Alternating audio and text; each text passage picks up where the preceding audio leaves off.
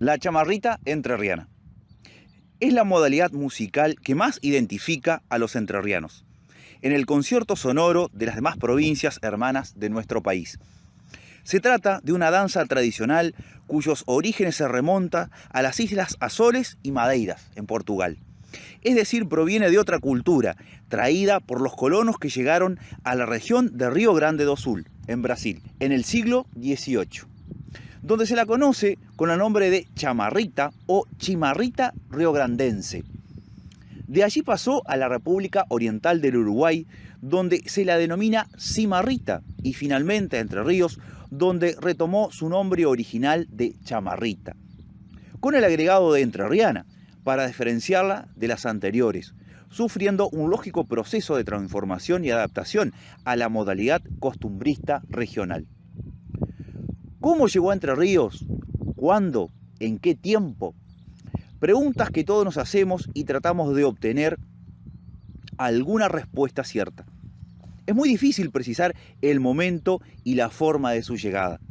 Sin embargo, siguiendo los canales de investigación, vemos que nuestra provincia se encuentra dentro del área de difusión, donde las fronteras culturales son inexistentes, con la región de Río Grande do Sul, Brasil, y la República Oriental del Uruguay. ¿Cómo llegó a Entre Ríos?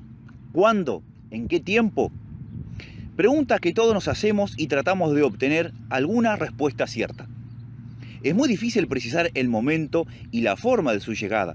Sin embargo, siguiendo los canales de investigación, vemos que nuestra provincia se encuentra dentro del área de difusión, donde las fronteras culturales son inexistentes, con la región de Río Grande do Sul, Brasil, y la República Oriental del Uruguay, países con los cuales desde siempre hemos estado relacionados y hemos configurado un solo ámbito antropogeográfico.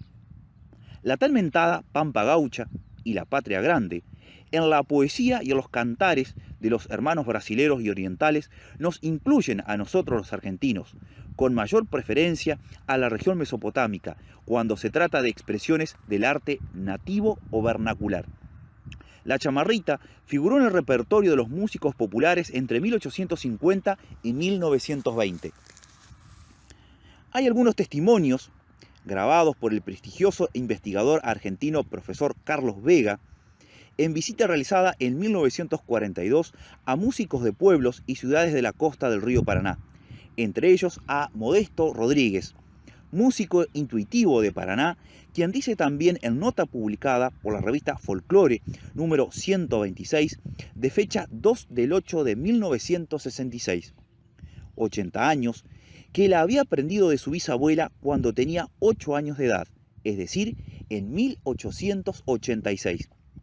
A Agustín Franco, 52 años, de Santa Elena, quien interpreta en la grabación dos chamarritas de exquisitas melodías, aprendidas de otros músicos en tiempos de su juventud.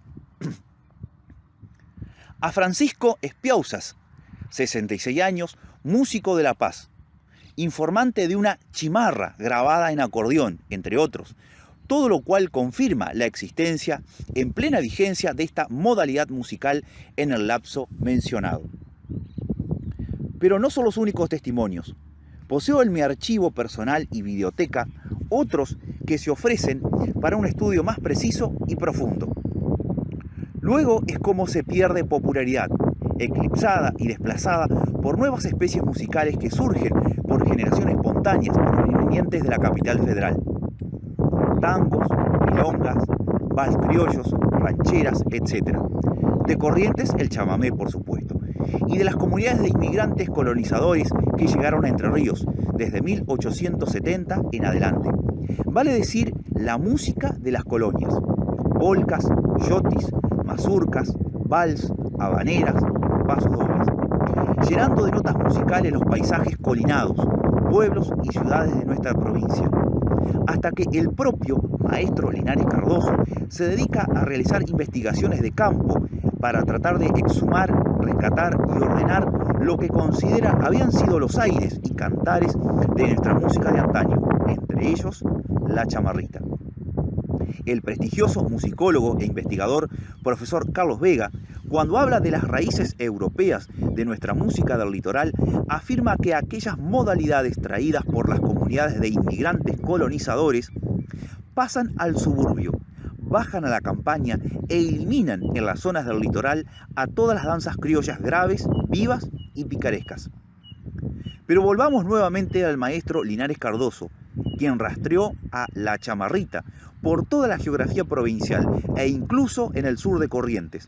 En nota grabada en video dice: "Lo que yo exhumé de la chamarrita, lo digo con consciente modestia, no es nada más ni nada menos que una expresión musical que se había arraigado en el alma, en el espíritu de nuestro pueblo, especialmente en los abridores de picadas, en los troperos, en aquel amanecer entrerriano, y tocaban la chamarrita de a caballo y la cantaban de a caballo.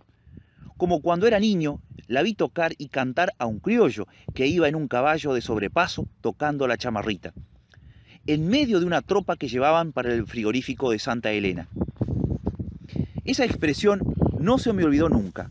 Mis padres bailaban las danzas regionales y cuando hacían bailes en la tablada, pasando el cabalú cuatiá, ahí se bailaba la chamarrita. Incluso mis padres la bailaban.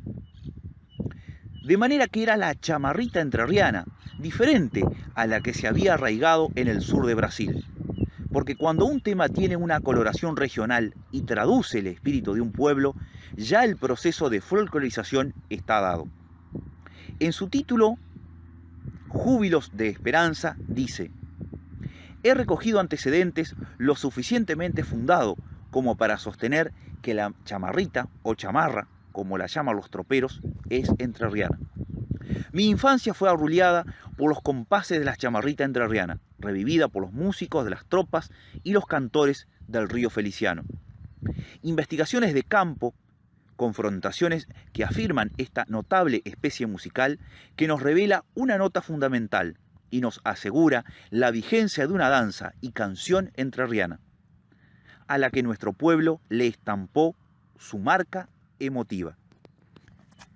Panorama de la música en Entre Ríos, tradicional, folclórica, de las colonias, popular. Roque Tito Casals. Biblioteca Entrerriana Básica, Ediciones del CLE.